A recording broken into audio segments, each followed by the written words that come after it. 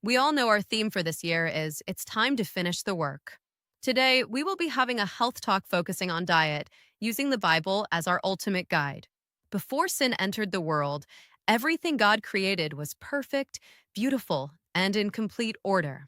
There was no death, no violence, and no killing. In his infinite wisdom, our Creator knew exactly what was best for his creation. In Genesis 1, verse 29, God declares, Behold, I have given you every herb bearing seed, which is upon the face of all the earth, and every tree, in the which is the fruit of a tree yielding seed. To you it shall be for meat. This original diet, consisting of fruits, grains, and nuts, was not arbitrary. It was part of his perfect plan for human flourishing.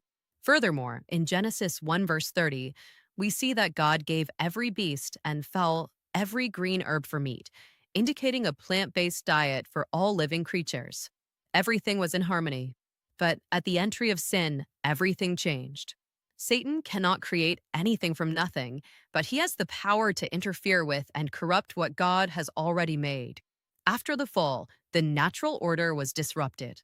In animals, some grass eating creatures, like lions and leopards, began to feed on others.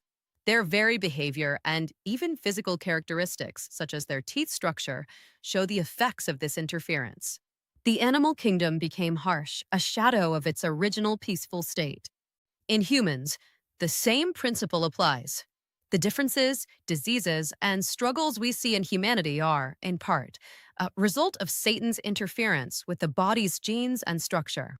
The once intended eternal life gave way to mortality, as recorded in Genesis 5, verse 5, and all the days that Adam lived were 930 years, and he died. Following the flood, God permitted a significant change in the human diet. In Genesis 9, verses 3 to 4, God tells Noah, Every moving thing that liveth shall be meat for you, even as the green herb have I given you all things. But flesh with the life thereof, which is the blood thereof, shall you not eat. With this permission, we see a corresponding drop in human lifespan, eventually falling below 200 years. And today, we are witnessing a continued decline in human health, plagued by diseases unknown to the original creation. But God is working on behalf of his people. He does not desire for us to be without resources or to remain in a state of decline. He is calling us back to the diet originally given to humanity. He is bringing his people back to the foods made from the materials he has provided: fruits, grains, nuts, and various roots. Let the diet reform be progressive. We must teach people how to prepare wholesome food without the use of milk, butter, or eggs. The time will soon come when there will be no safety in using these things, because disease in animals is increasing in proportion to the increase of wickedness among men. The whole animal creation groans under the diseases that curse our earth. God will give his people the ability and tact to prepare healthy food without these things. Let us discard all unwholesome recipes and learn how to live healthfully, teaching others what we have learned. We must impart this knowledge as diligently as we would Bible instruction. By precept and example, we must make it plain that the food which God gave Adam in his sinless state is the best for man's use as he seeks to regain that sinless state. Truth be told, all of us are being called to go back to Eden. That is the message of the entire Bible.